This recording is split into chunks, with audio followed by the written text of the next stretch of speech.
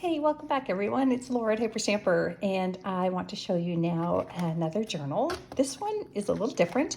I've used a book from 1921 that, again, it was a boy's book and had a bit of a violent cover, which was typical of boys' books in the early 1900s and prior to that.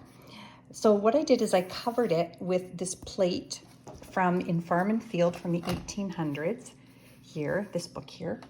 And it's this fox looking up at the tree with the lake in the background and the birds. It's just a beautiful image. I've been saving it for just the right cover, and I think it matches this one beautifully.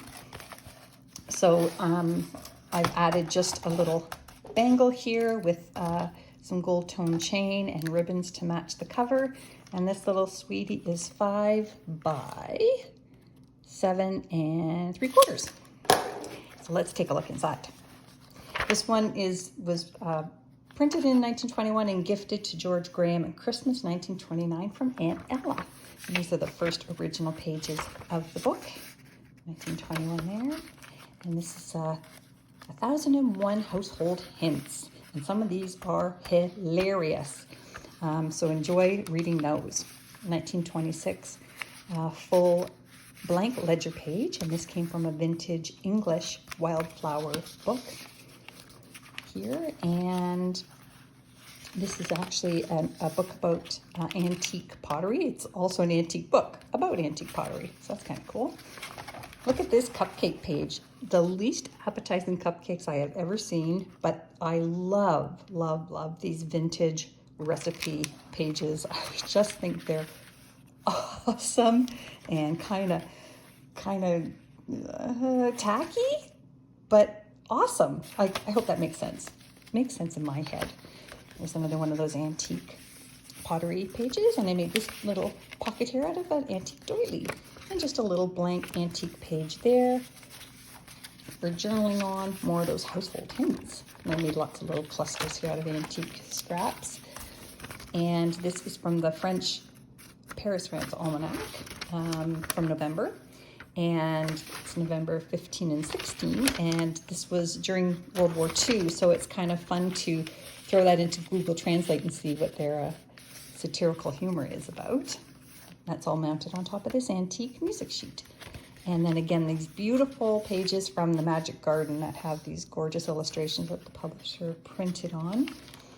And that is the June 1940 Theater Arts magazine. You see me use these quite often in my journals. I just think they're so much fun and they tell so much about the entertainment of the day. And this is from a ledger that had tabs on it. So this was tab E and F. I could make a joke, but it's effin'. It's effin'. That's so wrong. Okay, so well remembered is something I pulled out of a book. And I just made this little waterfall notebook here, all scraps. And look at those pretty butterflies printed on that. Over 100 years ago, just lovely. Some hand stamped pages there to go in with everything else that's completely authentic, antique, and vintage ephemera. This is a wonderfully colorful 1950s magazine page, women's fashion magazine. Wow. And that is 1958. Bulky pullovers, because all fathers and sons like to wear matching sweaters. This is awesome. This is a very thick bingo card that would have been used for like an organization, like a big bingo hall, or the Knights of Columbus or such, the Masons, if they were doing fundraising events. So that's really neat. And I have a few of those left. I'll be sad when they're gone. And just a blank antique book page that had a pretty image, so I thought it was a nice journaling page. A little pocket here, also made out of an antique book. And this image, it came out of the University of Knowledge on Renaissance paintings. And this is another children's book page from the 40s. Sweet that is. And then we have here a German magazine page from the 50s, but look at these lovely women and their awesome fashions. Like, oh my gosh, they knew how to do fashion, let me tell you. And here we have a children's book page from 1930. Isn't that fun? And then a sweetheart pocket here I made with a a journaling tag. I used vintage pattern tissue for that. And this is from 1902, the Emerald Isle. And this is a poem about a donkey, and lots of journaling space there. It's really quite special. There we go, tuck that back in. And then over here, I have this lovely postcard in the winter at the dry docks, and that would be from the early 1900s. And this is just a bunch of how to make a salad, which is to me very funny, because if you don't know how to make a salad, I don't know, go buy this book from the 1920s.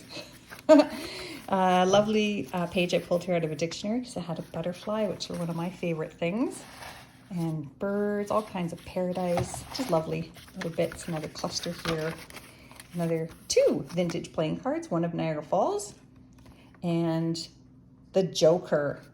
Boy, somebody should have won a prize for that one. I only had a couple of those, and that's pretty cool. So there you go. That's a very awesome one. This is a good journal. Wow.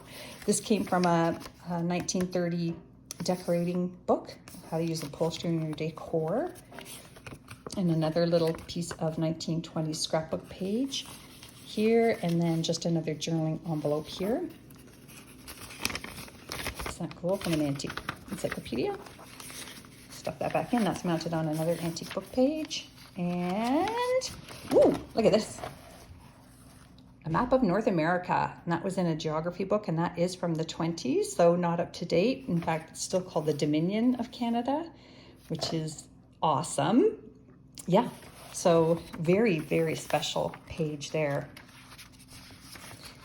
And, oh, here is just a beautiful poem here, and here's the poet. That's from the early 1900s as well. That decorating book again. Pearl shop receipt from the 50s. I love that. That was from Cincinnati, Ohio. And then the last pages of the original book. Little pocket back here made out of a vintage dictionary. And I just put a tea-dyed page in there for journaling. A Happy Valley. And that's the end. So that's going on Etsy, hyperstamper.etsy.com. The link is below. Don't forget to subscribe. And thanks for watching.